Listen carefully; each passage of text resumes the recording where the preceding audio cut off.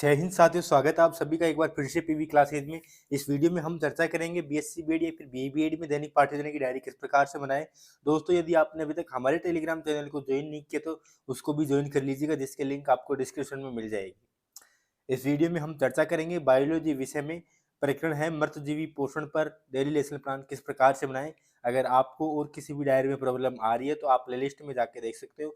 सभी डायरियों की अलग से प्लेलिस्ट बनी हुई है और सभी विषयों की अलग से प्लेलिस्ट बनी हुई है, तो वहाँ पे जाकर आपको सारे वीडियो मिल जाएंगे, आसानी से समझ में भी आ जाएगा। तो प्लेलिस्ट में जाकर देख सकते हो।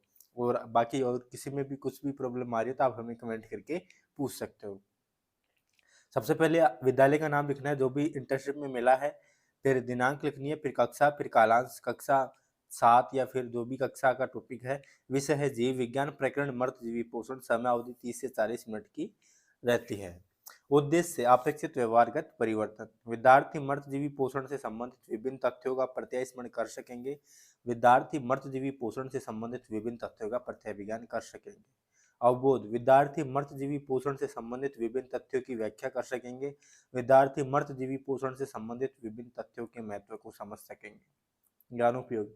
विद्यार्थी मृतजीवी पोषण से संबंधित ज्ञान का प्रयोग उच्च अध्ययन में कर सकेंगे। विद्यार्थी मृतजीवी पोषण से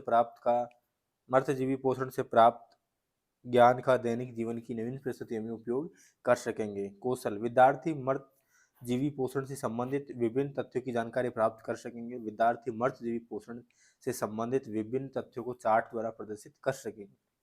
अभिरुचि। विद्यार्थी मृतजीवी पोषण से संबंधित विभिन्न तथ्यों के विषय में जानने में रुचि ले सकेंगे। विद्यार्थी मृतजीवी पोषण से संबंधित विभिन्न तथ्यों के विषय में विचार विमर्श करने में रुचि ले सकेंगे। अभिवृत्ति। विद्यार्थी मृतजीवी पोषण से संबंधित विभिन्न तथ्यों के प्रति सकारात्मक दृष्टिकोण उत्पन्न कर सकेंगे। इसके बाद सहायक सामग्री। सहायक सामग्री में जो भी मतलब सहायक सामग्री आप लेते हो, जैसे चौक, रंगीन चौक, डस्टर, संकेतक, लपेट फलक वगैरह वगैरह। पूर्व ज्ञान। विद्यार्थी मृतजीवी पोषण के विषय के बारे में सामान्य जानकारी रखते हैं। इसके बाद आपको प्रस्तावना प्रश्न स्टार्ट, यहाँ पे प्रस्तावना प्रश्न करना है। इसको प्रस्तावना प्रश्न करने होते हैं 4 से 5। और सबसे पहले छात्र अध्यापक क्रिया, फिर विद्यार्थी क्रिया। मृतजीवी पोषण प्रणाली में प्राणी भोजन हेतु किस पर निर्भर होता है? अन्य प्राणी पर निर्भर रहने के अतिरिक्त कुछ प्राणी किन पदार्थों से भोजन करते हैं? मृत पदार्थों से भोजन लेने वाले किसी एक जीव का नाम बताइए। कवक। कवक में किस प्रकार का पोषण पाया जाता है? मृतजीवी पोषण। मृतजीवी पोषण किसे कहते हैं? उसके बाद उद्देश्य कथन।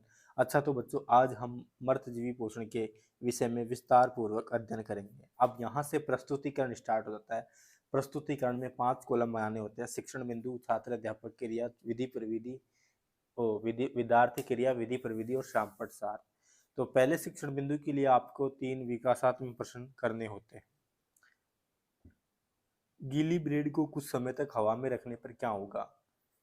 रोए जैसी संरचना। और यह विधि रहेगी प्रश्नोत्तर विधि। फिर इसके बाद रोए जैसी संरचना क्या कहलाती है? कवक। इसके बाद अगला क्वेश्चन है, कवक हेतु कौन सी परिस्थितियां आवश्यक है?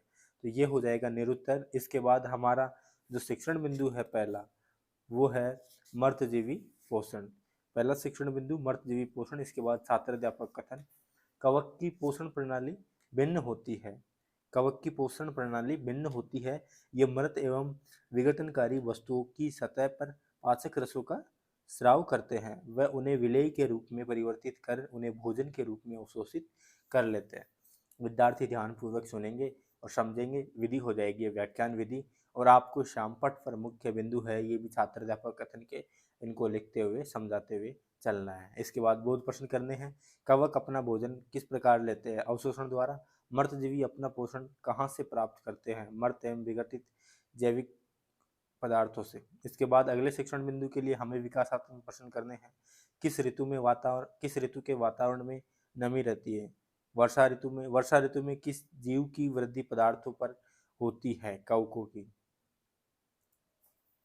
कवक हेतु कौन सी परिस्थितियां आवश्यक है? ये निरुत्तर। इसके बाद अगला शिक्षण बिंदु है मर्तजीवी पोषण हेतु परिस्थितियां।